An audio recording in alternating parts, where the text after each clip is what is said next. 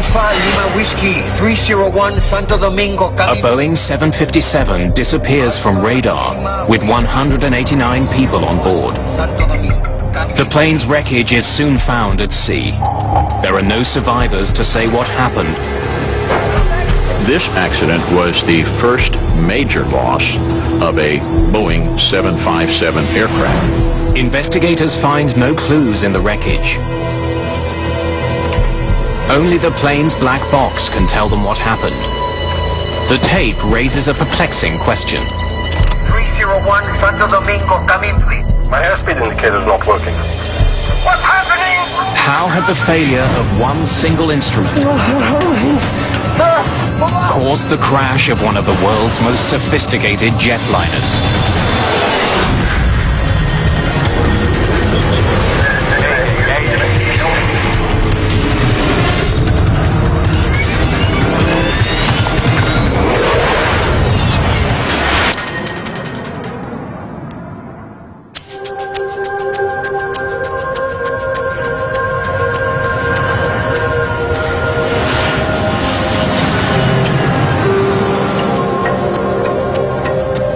Gregorio Luperon International Airport in Puerto Plata, the Dominican Republic.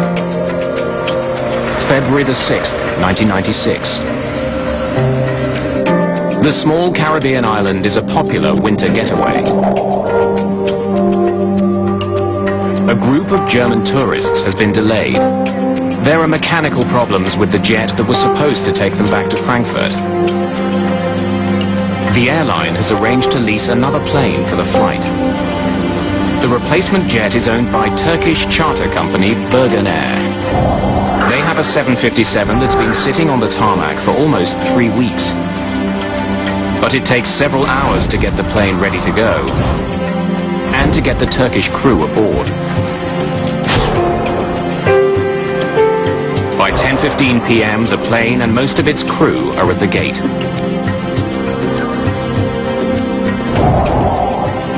More than 4 hours after they were supposed to take off, the first of the passengers begin boarding the plane. They have a 9-hour flight to Frankfurt ahead of them.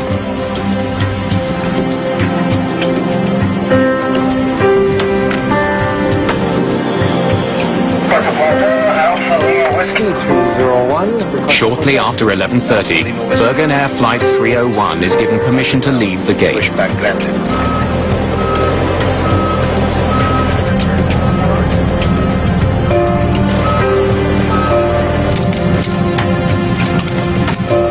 Moments later, it taxis to the threshold of the runway.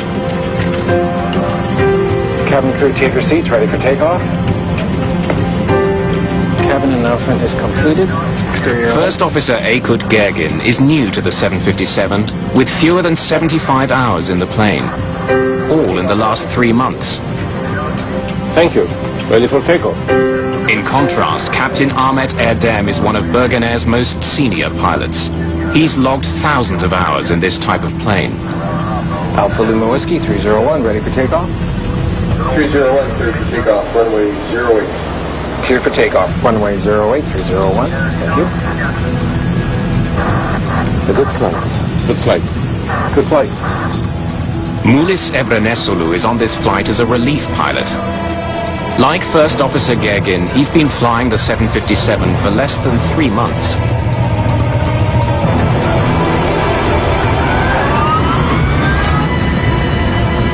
As the plane accelerates to takeoff speed, a light rain begins to fall. Power set. Okay, check. First Officer Aykut Gergin watches his airspeed indicator for a routine instrument check. As the airplane's accelerating to takeoff speed, the first officer calls 80 knots. 80 knots. Check. The captain, in theory, should verify that his airspeed indicator also reads 80 knots. My airspeed indicator is not working. The captain's airspeed should read the same as his first officer's. 120. But the readings do not match. Is yours working? Yes, sir. Tell me. Erdem wants his first officer to tell him when the plane hits takeoff speed. V1. At 150 knots, the plane hits V1, the point of no return. Rotate. The captain must pull back on his column and get the plane in the air. Positive climb, gear up. Positive climb. Gear is up.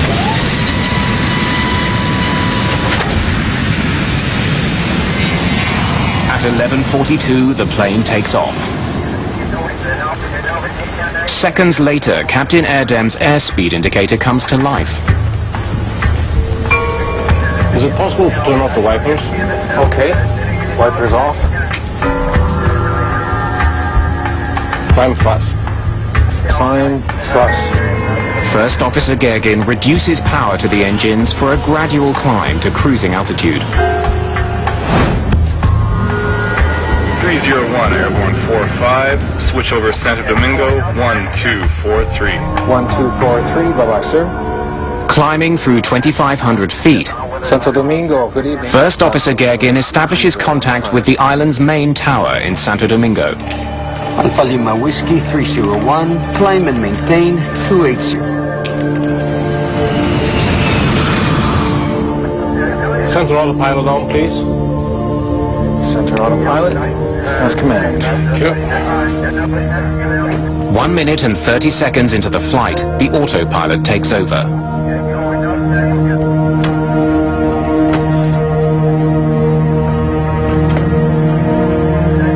Onboard computers now make all the calculations and adjustments necessary to keep the plane climbing safely. Almost immediately, the computer reports a problem. Rudder ratio, Mach airspeed trim. 2 different alerts warn the pilots that the plane is traveling far too fast. Trim. But the first officer's airspeed indicator shows the plane climbing at a normal speed, 220 knots. Something's wrong here.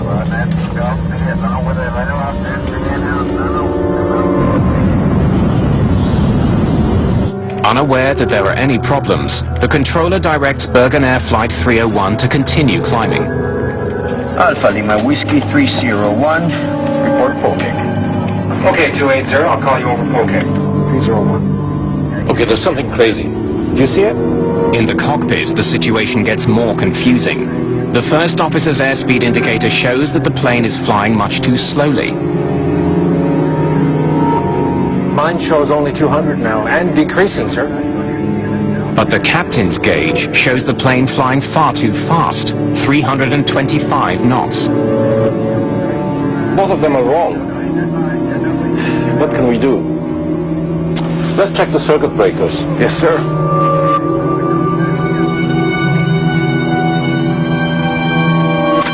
As the first warning is eliminated, a more persistent warning replaces it. The overspeed warning tells the crew that they are approaching 350 knots, the maximum speed at which the plane was designed to fly at this altitude. Okay, it's no matter. Let's pull the airspeed. Let's see. Resetting the circuit breakers turns off the alarm, but it doesn't fix the problem. Captain Erdem's airspeed indicator still shows he's flying much too fast. Now it's 350, yes? Confused by the conflicting information, Captain Erdem decides to do what the plane wants. He slows down. Take that, like that. With terrifying results. The 757 is sending out warnings that are confusing the crew. Bewildered, the crew struggles to solve the problem.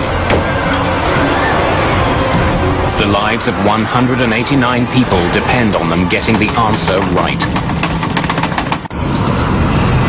Shortly after taking off from the Dominican Republic, Bergen Air Flight 301 is in trouble. The cockpit is filled with an ominous sound, the stick shaker alert. Stick shaker warning is a warning of imminent stall. It means that the airplane is about to attain a speed so low that it cannot sustain flight. The alert is so serious that it actually shakes the pilot's control columns. Combined with a loud rattling, it's impossible to ignore. To add to the crew's confusion, the plane begins to vibrate and dip wildly.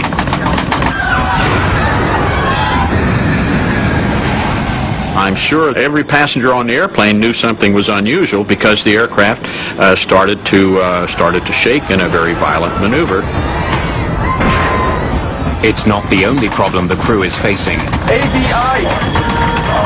The attitude deviation indicator is basically a round gauge that on this airplane is a screen, but it's blue on the top and brown on the bottom, and it shows not only the pitch of the airplane, but also roll. On the gauge, blue represents sky. The more blue, the steeper the climb. Right now it's showing that the plane's nose is pointing dangerously high. Then, more than 7,000 feet above the ocean, the plane rolls hard to the right and begins to plummet from the sky. From the time that the stick shaker activates, it is now going to require proper action from the flight crew to sort this out, or they will end up losing control of it. The window of decisions is closing on them, for if they let it stall completely, maintaining control of the airplane will prove to be very difficult. Captain Erdem struggles desperately to get his plane to climb. Nose down. He has just a few thousand feet to pull a 100-ton airliner out of a deadly stall. The less experienced pilots utter prayers and offer suggestions. Thrust. ABI. 301, squawk 377. Stand by. Air traffic control is still unaware that Flight 301 is in grave danger. The timing.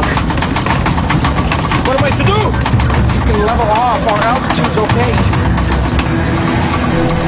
The plane is falling fast. Okay, 5,000 feet. Captain Erdem is trying to fly a plane that's become virtually uncontrollable. Plus levers, plus. Gegin pushes the throttles to full power, but it doesn't help. The plane spirals towards the sea.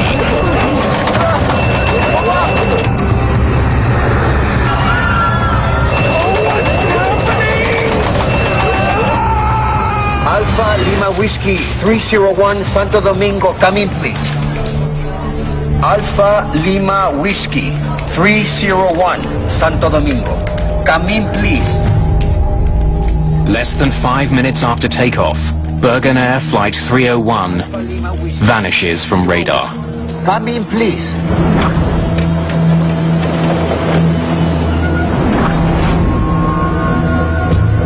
The Dominican Navy begins searching for the missing plane and its passengers. En route, I was always thinking of what I would find. I thought I would find people screaming, people yelling, asking for help. They discover something very different.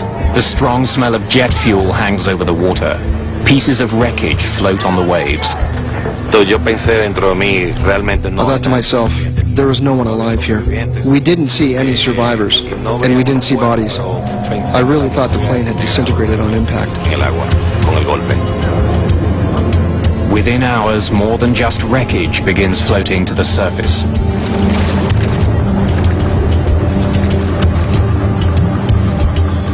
Around 5:20 in the morning, when the bodies started to come up, I did feel a great sorrow in my heart. I felt like I wasn't sure if I would have the strength to continue the work at that moment. The search continues by the light of the next morning.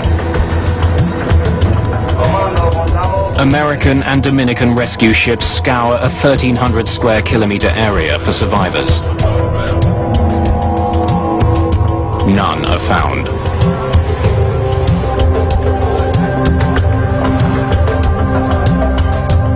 Now it's up to the Dominican Republic's Aircraft Accident Investigation Bureau to find out what caused this accident. We established a base camp at a hotel on the Cabareta beach, which is directly south of the accident site. Over the next couple of days, investigators, reporters, and some of the victims' families arrive at the hotel.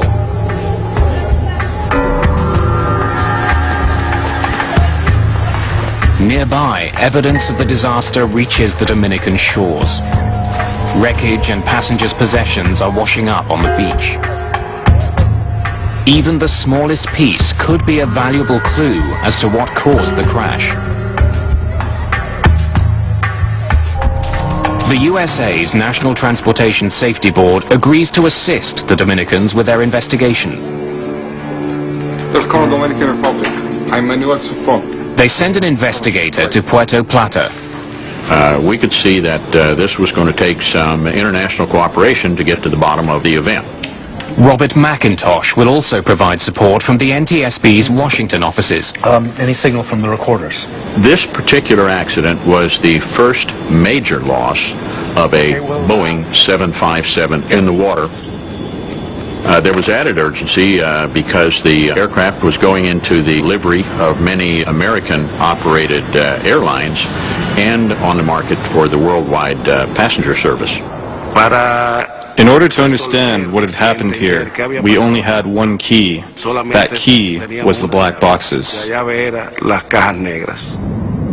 Like all commercial airliners, the Boeing 757 carries a cockpit voice recorder that records all the sounds in the cockpit, and a flight data recorder that records a wealth of information about the plane's operation during flight. We've got underwater locator beacons on these recorders. They work for 30 days upon immersion. But the ocean where the plane crashed is over 7,200 feet deep. We needed to locate them before the signals faded, and we also needed to remove them before the data was damaged by salt water. So we were in a race against time.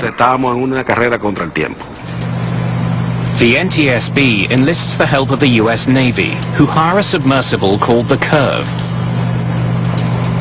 CURV stands for the Cabled Underwater Recovery Vehicle. It's a tethered vehicle. It has an umbilical, and it's controlled by an umbilical. It's not autonomous.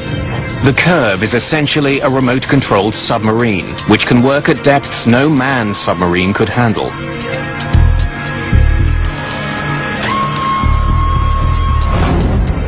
While the Curve travels from the United States, Major Souffrant starts to examine the evidence he has.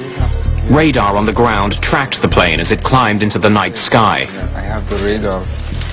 The history of the flight is recorded here. So basically, investigators study the radar records, along with the conversation between the ground controllers and the crew. I have the recording from the control tower. Santo Domingo, good evening. Alpha Lima Whiskey 301, contact with you. Alpha Lima Whiskey 301, climb and maintain 280. Okay, 280. The exchange between the controller and Flight 301 is normal. The investigators detect no signs of trouble. Last communication between them was only disrupted with a standby. Espera un momento. 301, squawk 377. Stand by. As you heard, there's no reason why this plane went down. What had caused something to go wrong to interrupt the flight path of the aircraft so rapidly? Certainly, it was a good question for us.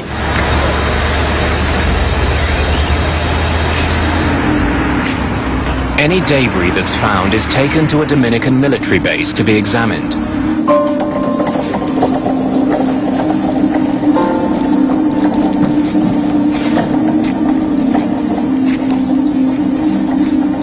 Investigators comb through the wreckage they've recovered. Pieces of the cabin, life vests, even part of the landing gear have all been found. Every piece of debris is studied for signs of an explosion or fire.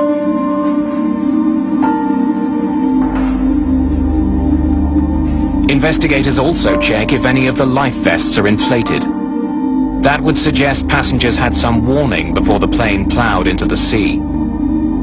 Cords on some of the life vests are hanging loose, but investigators conclude that could be the result of the plane's violent impact. The crash was so powerful, it has compressed coffee cans into flat pieces of tin.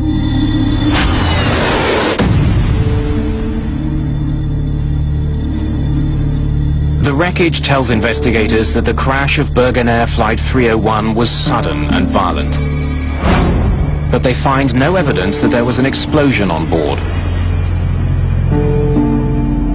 Major Souffrant looks into the possibility that the plane, which was called into service at the last minute, may not have been ready for the flight. Manuel Souffrant. Hi. I'd like to see some records of the Bergen Air plane. Oh, they're right here. This is it. It had been on the ground for some time in Puerto Plata, and that became interesting to us. Why would an operating company have an aircraft sitting there? Investigators discover that the plane wasn't on the ground for repairs. Based on maintenance records, the plane appears to have been mechanically sound. Bergen Air simply didn't have enough passengers to justify the flight financially. So they kept the plane and the crew in the Dominican Republic for almost 3 weeks. The plane's maintenance records turn out to be one more in a series of empty leads.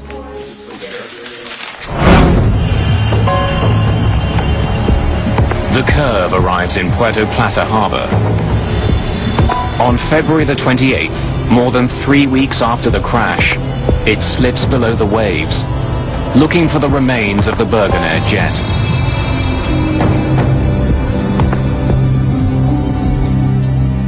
It takes the robotic submarine 2 hours just to descend the 7,200 feet to the ocean floor.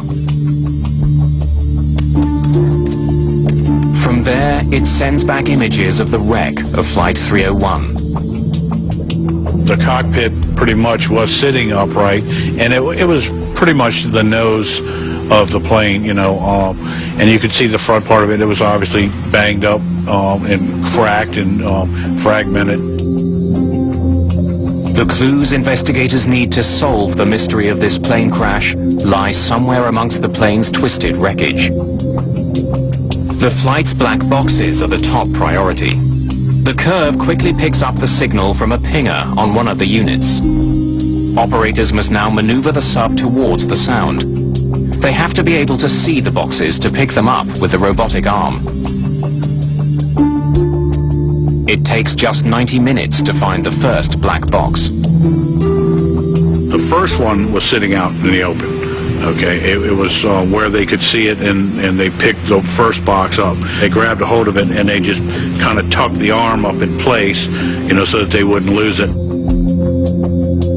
The second black box is also heard, but after almost 2 hours, the Curve's cameras still can't see it. They knew it was right there, and they were searching around a debris pile, and they could not physically see it, with the cameras of the vehicle. So as they went around a couple times, they started, lifting metal up and moving pieces out of the way, and then they did find the second box under some debris.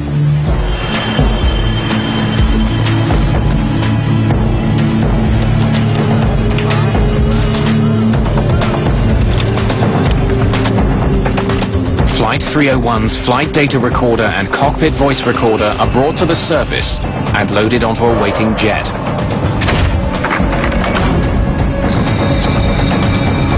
Within hours, the black boxes are at the NTSB labs in Washington, D.C. Technicians prepare to extract the precious data from the boxes. Investigators hope it will tell them what happened aboard Bergen Air Flight 301. They'll soon uncover a stunning miscommunication between a seasoned pilot and his plane.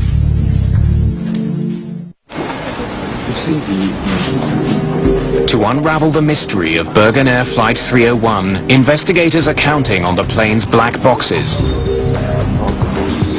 That flight data recorder was our key. So the technicians got busy and gave us plots, visual plots of what was going on with engines and airspeeds and so on, to allow us to try and understand why that aircraft slowed down and then simply departed controlled flight and entered the ocean. But check out the timeline, 44. Investigators immediately notice something unusual about the flight. 15 degrees pitch, nose up, Seems high. It's almost the maximum. And then it stays that way. The plane began climbing normally.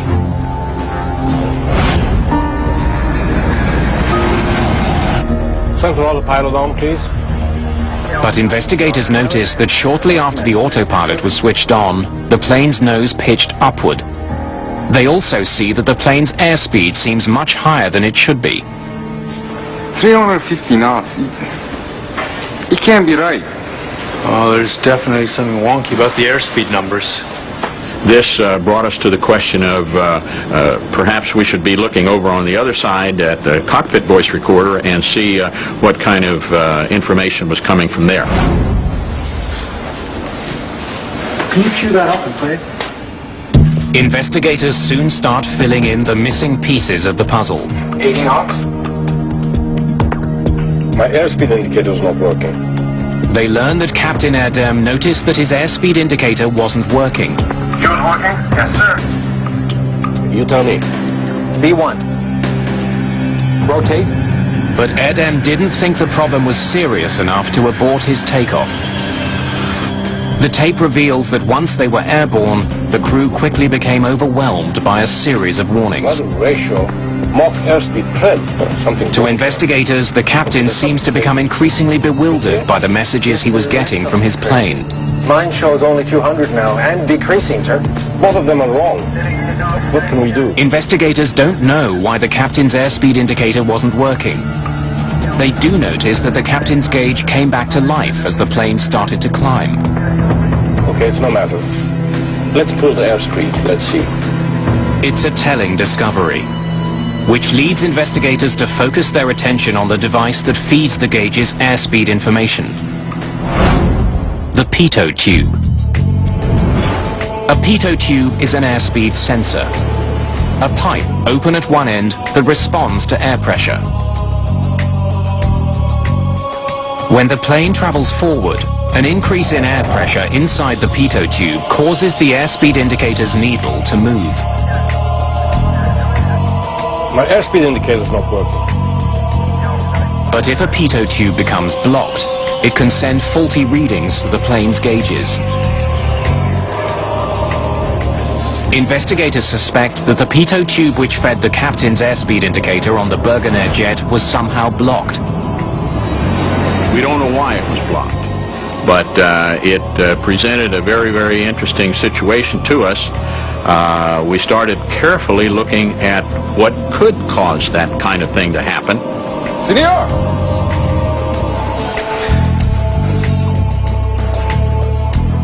Major Souffrant has a theory. He returns to question the airplane's mechanics. Senor Souffrant.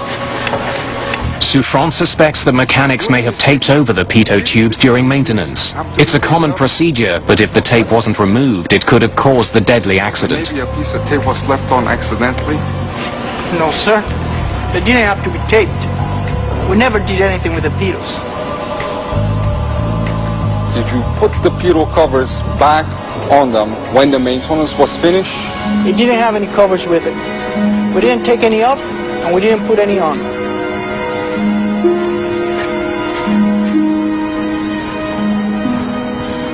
And that's when we discovered that the pitos had not been covered for the 25 days that the aircraft remained parked at the international airport in Puerto Plata. A pitot cover slips over the end of the tube. Regulations state that these covers must be installed any time a plane will be on the ground for an extended period of time. A prominent flag is meant to remind pilots and technicians to remove them again before takeoff. Investigators find that the Bergen Air pitot tubes were never covered, and somehow the uncovered pitos had become blocked. Recovering the tube from the ocean floor is the only way for investigators to answer a pressing question. What blocked the pitot tubes? Nobody knows for sure. The evidence is 7,000 feet down in the Atlantic Ocean. But even if the pitot tubes were blocked, how could it have caused the crash of a modern jet and the death of 189 people? As It's not like your car where you have only one speedometer. In this kind of an aircraft, you have a total of 3 airspeed indicators, and there's a flight data computer which is computing the velocity in relation to the ground. The big question for investigators is how could one faulty airspeed source result in a crash? He realized it at a time when he could have aborted, he could have turned back, but he chose to continue. Right now, investigators analyze the captain's every move and find that he allowed a small error to escalate and ultimately overwhelm him. Rotate. Positive climb. Gear up. Moments after liftoff, Captain Erdem's airspeed indicator appears to be working. and then that means it's at odds. But investigators suspect the gauge is responding to changes in altitude. Climb, thrust. As the plane climbs through the thinning atmosphere, the air trapped inside the tube expands, causing a buildup of pressure. Inside the cockpit, this causes the airspeed indicator needle to deflect. Even though altitude is causing the increase in pressure, the sensors mistakenly read it as an increase in airspeed. So at this point, the takeoff is standard, nothing. Captain Erdem may have had 5 separate sources of airspeed to rely on, but investigators noticed that when the trouble started, he wasn't flying the plane. Center autopilot on, please. Center autopilot. Has command. Thank you. The autopilot was. And unless the crew reconfigures it, the autopilot gets its airspeed information from only one source. The data shows that the trouble on Bergen Air Flight 301 began when the autopilot took over.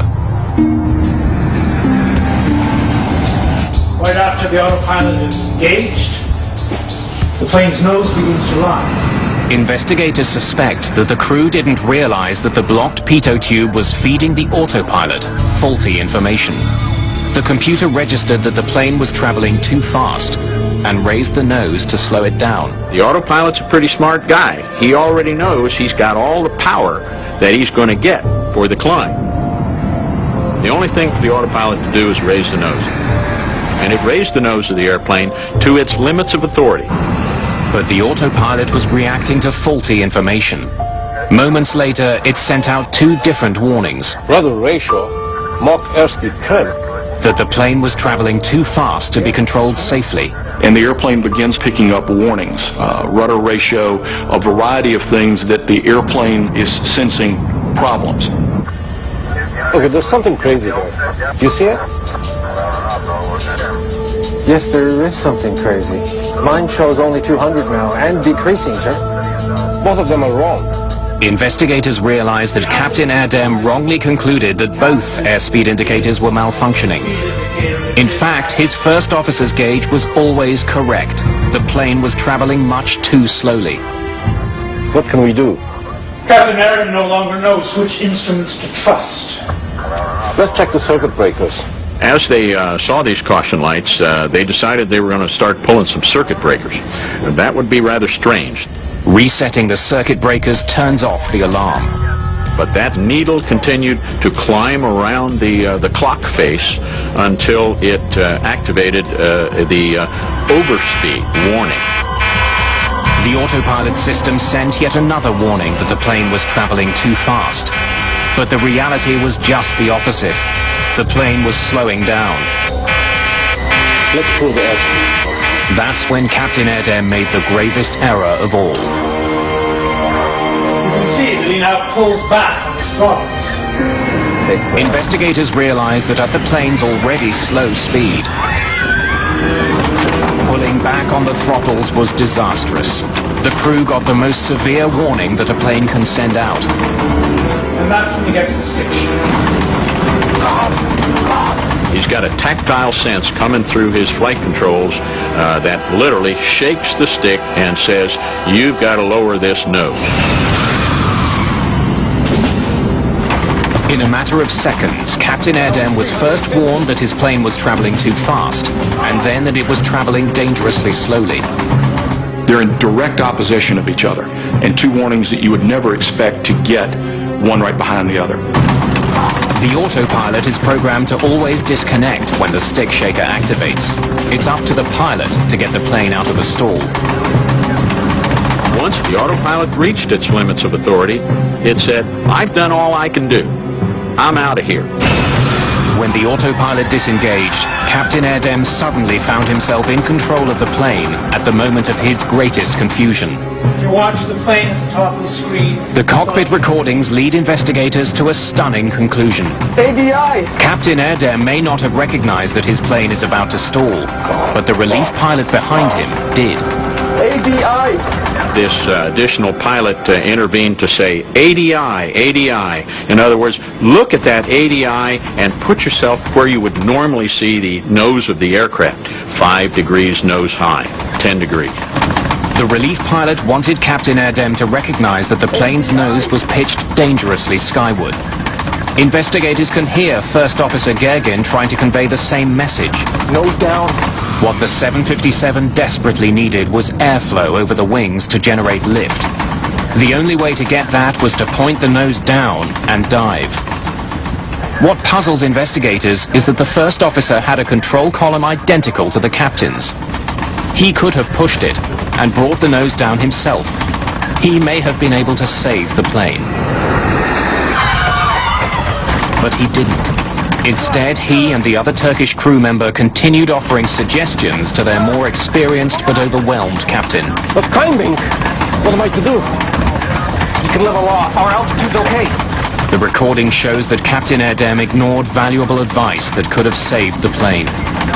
And in the Bergen Air case, there's a case of a relatively junior first officer looking at one of the most senior captains on the airline. It is not culturally appropriate for him to say, "I'm going to take the airplane away from you." Instead, he tries to assist the captain, to lead the captain, but leave the captain in command. Other cultures, other training, other airlines may very well have required the first officer to physically take control of the airplane. I think the social atmosphere in the cockpit will prevail to revere age and experience to the point where it can kill somebody. And in this case, it looks like it did. The flight data recorder reveals that instead of pushing the nose down, Captain Erdem tried to get more speed from his engines. At this point, the crew goes to full power. Press levers. Press! At the angle the plane was falling, the engines couldn't get enough air. Applying full power was more than they could handle. The left engine quit first. With the right side at full throttle, the airliner swings around as though its left wing were caught on a branch. The airplane goes into a classic full stall where the nose drops, it falls on a wing, which is now a very life-threatening condition. The 757 itself makes the situation worse. Like many modern jets, it uses a so-called swept wing design. The wings angle slightly backwards to reduce drag and increase fuel efficiency. But the design has a downside. One of the characteristics of swept-wing jets is they get less and less stable. They're much harder to fly as they approach stall.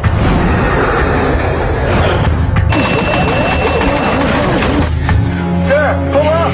What's happening?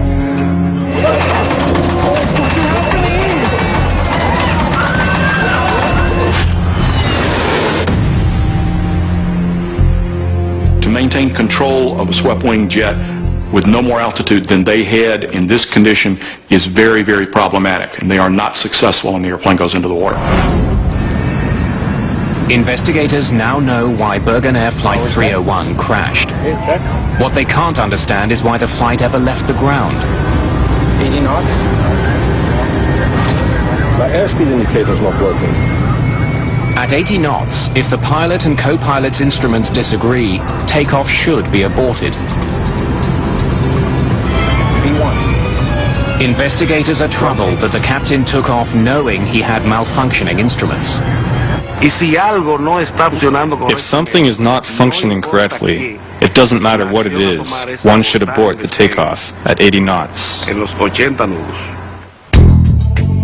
Members of the investigative team in Puerto Plata try to find any clues that might explain why Captain Erdem didn't abort his takeoff.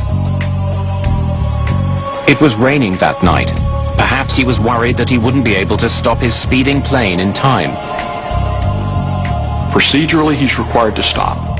But high-speed aborted takeoffs are something that are very serious, and that flight crews train to avoid high-speed aborted takeoffs if possible. And we certainly looked at the parameters of the runway to ensure that there was adequate runway in that particular situation.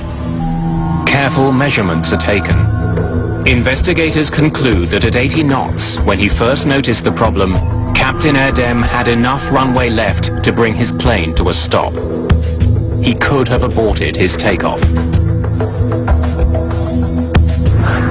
There's also the question of the hastily assembled crew. Investigators now wonder if the last-minute nature of the crew's call could have influenced their decision to take off. Bergen Air started with a crew that probably didn't expect to fly that night.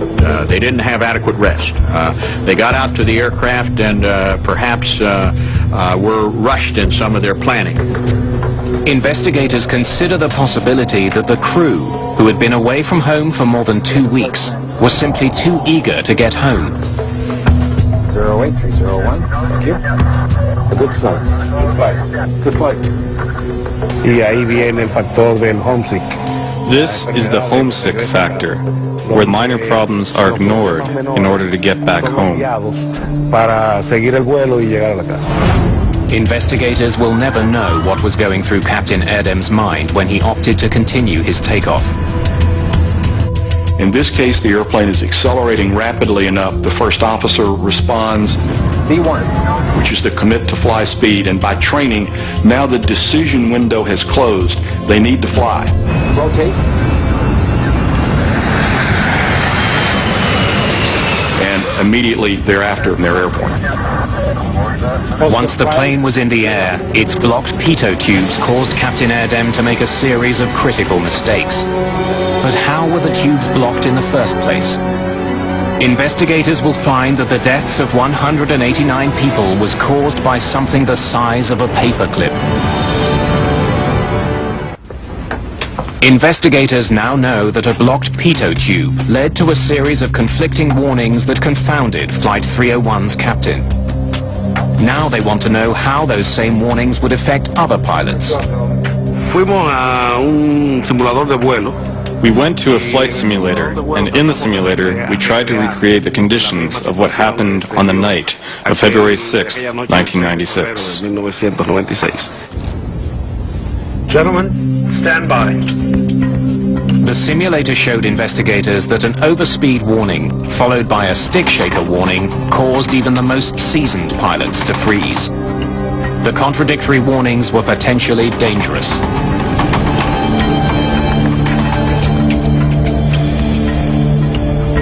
When the stick shaker activated, it was very unnerving. It's really overwhelming.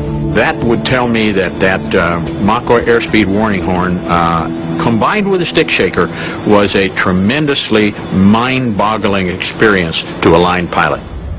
As a result, the FAA issues a directive that simulator training for all airline pilots must include a blocked pitot tube scenario. The flight crew within Bergen Air was faced with a large number of warnings that kept coming, and each warning added complexity to the environment. There's a lot of warning lights going off. This captain is in a condition that is deteriorating now very rapidly. So there is a dramatically increased demand on the captain to fly the airplane. The FAA asks Boeing to change some of those warnings. Those changes include the addition of a new warning, which tells both pilots that their instruments disagree, and the ability for pilots to more easily silence troublesome alarms. Finally, Boeing modifies its planes so that pilots can easily choose which pitot tube the autopilot is using for airspeed readings.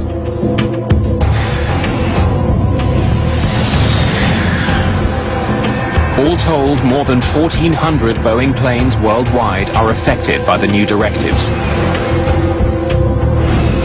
One final question remains.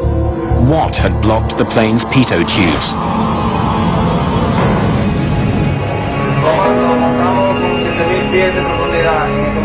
Investigators conduct an extensive search for Bergen Air Flight 301's pitot tubes. they are never found. But at Puerto Plata's airport, they don't have to look far to find the likeliest suspect. It's not ice, and it's not dirt. We know that the area around Puerto Plata has a lot of bees and wasps and animals and birds and insects that like to build nests. One of the insects is well known to pilots flying out of the Dominican Republic. It's called the mud dauber wasp. Bug experts tell investigators about an extraordinary connection between the wasps and a pitot tube. Cuando la avispa albañilera está buscando un área para construir su nido. When a mud dauber is looking for an area to build its nest, it's looking for a site, a place that's more or less tubular. Que tenga algo tubular. Cuando las avispas When the mud daubers make their mud nest, the mud, when it dries, hardens and condenses. Se endurece y se compacta. It gets hard. Mud dauber wasps are squatters that make their nests in available places, like crevices in homes, or even the pitot tubes of planes. La razón del que el avión estuviera tanto día parado. That the plane was stopped for so long, 25 days, was enough time for any species of the mud dauber to build its nest in the pitot tubes. Investigators can only conclude that mud dauber wasps blocked the uncovered pitot tubes that fed the captain's airspeed indicator, which caused it to malfunction. They didn't put covers on the pitot tubes. So at some point in time, extended time, there was an opportunity to get something like a mud dauber in that pitot tube. Investigators have their answer. On February the 6th, 1996, a tiny insect led to a series of mistakes that brought down an airplane and changed the design of the world's most successful series of airliners.